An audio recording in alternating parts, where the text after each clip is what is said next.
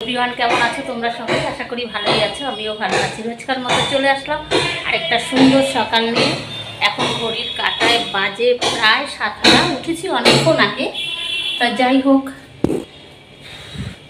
উঠেছি অনেকক্ষণ আগে বলতে জাস্ট উঠে এই যে এই বিছানাটা গুছিয়ে নিলাম, সব দু ঘরের বিছানা গুছিয়ে নিয়ে ড্রেস চেঞ্জ করে এই যে চলে এসছি তোমাদের সামনে।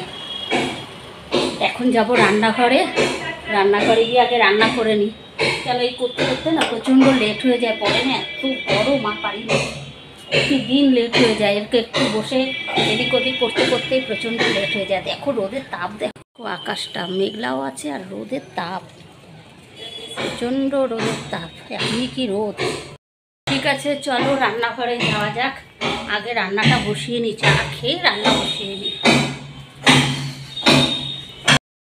রান্না বসিয়ে দিলাম, আজকে যেহেতু নিরামিষ, এই যে একটা হচ্ছে সবজি, পাঁচমিশালি সবজি হচ্ছে, আর রান্না করেছি ডাল। চলো দেখাচ্ছি। এই সবজিটা হতে হতে এই যে হয়ে গেছে ডাল, এটা ভাজা, বেগুন ভাজা, একটা তেঁতুর ডাল করেছি আর ভাত। তারপরে আটা বের করে রাখলাম, এবার করব রুটি। আর এই দেখো রান্নাঘরের পরিস্থিতি, আমার এখনও কিচ্ছু কাজ করিনি, এরকম পরিস্থিতি হয় রান্না করতে গিয়ে আমার। এই যে এবার আটা বের করে এবার রুটি করব, তাহলেই কমপ্লিট। এই জাস্ট হাজবেন্ড বেরোলো, বাবা কি গরম। যাই হোক, এই এখন একটু রেস্ট নেব, তারপরে ব্রেকফাস্ট করব। যা রান্না করেছি, রান্নাঘরের কাজ কমপ্লিট বলতে দুটো বাসন মাজা বাকি আছে, সেটা করে নেব। কেন একবারে না পাচ্ছি না, এরপরে ঘর দোয়ার ঝাড় দেবো, মুছবো, প্রচুর কাজ, কিছুই করিনি এখন। আর সকালবেলা, আর এমনি তো আজকে আমার না সকালতে কালকে রাতের থেকে আমার শরীরটা ঠিক ভালো না, কেন জানি না, বুঝতে পারছি না, কোনো এনার্জি পাচ্ছি না, একদম কোনো এনার্জি পাচ্ছি না, মনে হয় কি খালি শুয়ে থাকি। হয়তো গ্যাসের প্রবলেম, হয়তো কালকে ভোরবেলা উঠে একটা গ্যাসেরও ওষুধ খেয়েছি, এত শরীর খারাপ লাগছিল। যাই হোক, কিন্তু কি বলো তো, এটাই হচ্ছে ব্যাপার, দুধ চা খাওয়া ছাড়তে পারছি না। আজকে হাজব্যান্ড বলছে তুমি লিকার চা খাও, দুধ চা খেও না, কিন্তু কি বলো তো আমি একদম লিকার চা খেতে পারি না।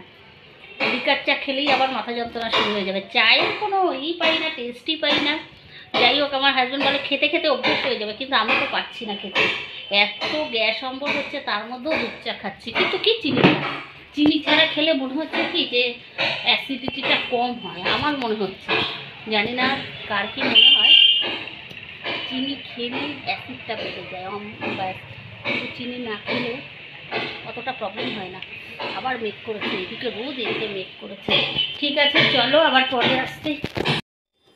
কালকে যেহেতু ভাদ্র মাসের অমাবস্যা ছিল, তাই পাশের ফ্ল্যাটে পুজো হয়েছিল, তাই সকালবেলায় মায়ের ভোগ দিয়ে গেল। আমি তো ভেবেছিলাম এখন ব্রেকফাস্ট করব, কিন্তু মায়ের প্রসাদ পেয়ে তো ভীষণ মনটা ভালো হয়ে গেল।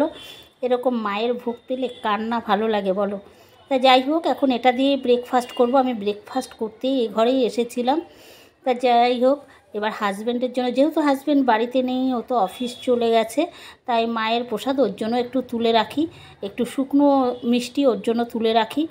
যাই হোক, যেহেতু মায়ের প্রসাদ না, ও বাড়ি থাকলে ও খেতে পারতো, কিন্তু খিচুড়িটা যেহেতু নষ্ট হয়ে যাবে, তার জন্য একটু শুকনো মিষ্টি ওর জন্য তুলে রাখি, যাতে ও এসে এই প্রসাদ খেতে পারে।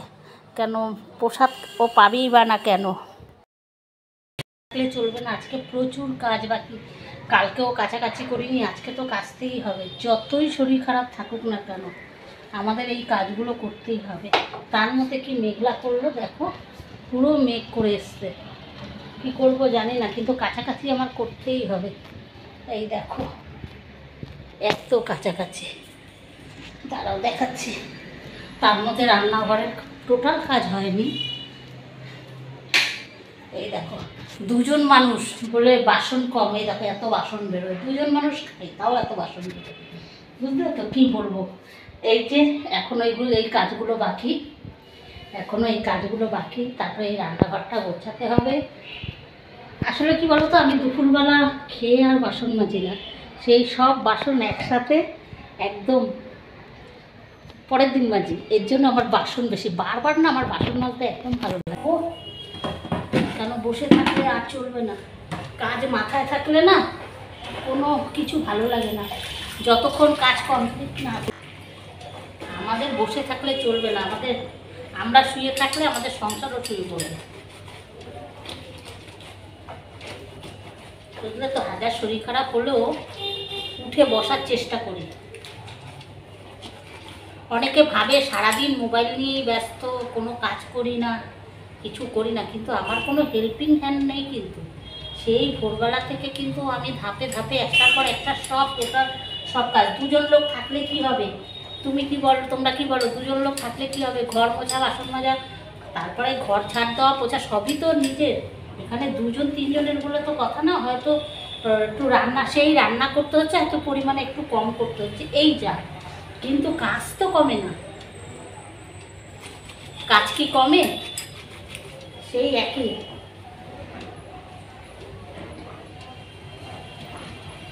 তবে কি, ছেলে যখন আসে তখন আরও কাজের প্রেশারটা বাড়ে। যাই হোক, এই খেতে চায়, ওই খেতে চায়, এতদিন এই যে যেমন আসবে, তখন আর আমার কাজকে কাজ মনে হয় না। ছেলে যখন বলে তখন আমার আর ওটাকে খাটনি মনে হয় না। আর বিশেষ করে যখন ও কাছে থাকে না, যখন কাছে আসে তখন হাজার কষ্ট হলেও মনে হয় করে দিই সব, যতটা পারি চেষ্টা করি। কি বলবো, মন তো খারাপ লাগেই না।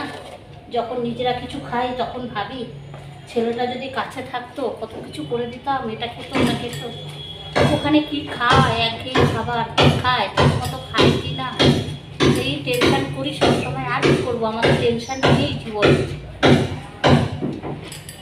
স্নান করে আসলাম, প্রচুর কাছাকাছি করেছি, অনেক কাছাকাছি করেছি, এই যে সব মেলে দিয়েছি, ও ঘরের জানলাতেও আছে। পুজো দিয়ে এই আসলাম, মেঘলা করেছিল, আবার রোদ উঠেছে। খুব গরম, খুব গরম বাবা, প্রচণ্ড গরম। এই পুজো দিলাম, এখন খাওয়া দাওয়া করবো। ঠাকুরের বাটা এখনো নামাইনি, যাচ্ছে পুজোটা দিলাম। এই যে সব এই জানলাতেও মেলে দিয়েছি, এই দেখো, দু জানলা ভর্তি। সারাদিনের মনে থাক, কাজ হয়ে গেল, টেনশন মুক্ত। এখন খাওয়া দাওয়া করব। আর দেখেছো কি রান্না করেছি আজকে, যেহেতু নিরামিষ, সিম্পল মেনু। এখন খাওয়া দাওয়া করে আবার আসছি বিকেলে। ঠিক আছে, চলো তাহলে খাওয়া দাওয়া করে নিই।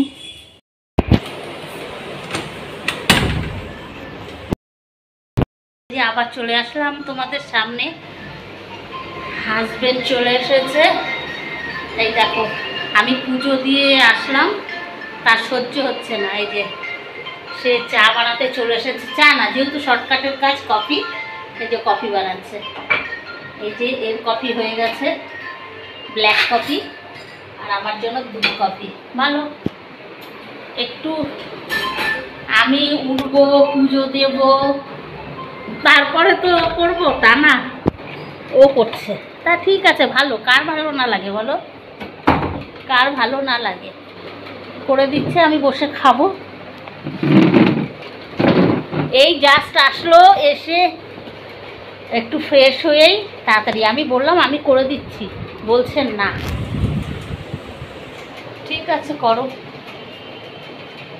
বাইরে বলে বৃষ্টি হয়ে গেছে, এক রাউন্ড বৃষ্টি হয়ে গেছে, টেরও পাইনি। বাইরে সব মেলা, থাক, পরে আনবো।